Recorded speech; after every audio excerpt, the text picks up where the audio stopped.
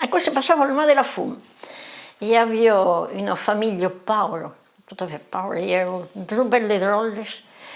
E per s'amusare, perché io avevo un po' di suoco, come dire, e dentro il croi, partivo a masciare le castagne, cioè perché e suavo a Savalus.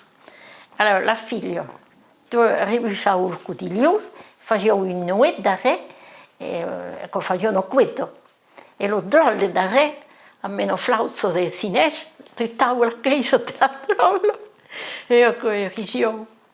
E ecco, oui, ma a cosa è verità, perché là che mi contavo, c'avevo vissuto, ecco.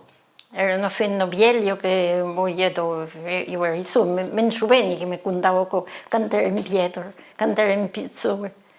E lo Paolo avevo mangiato pagare in casa, avevo qualche cattagnolo di noce, mangiavo ciò che potevo, era tutto fatto Paolo.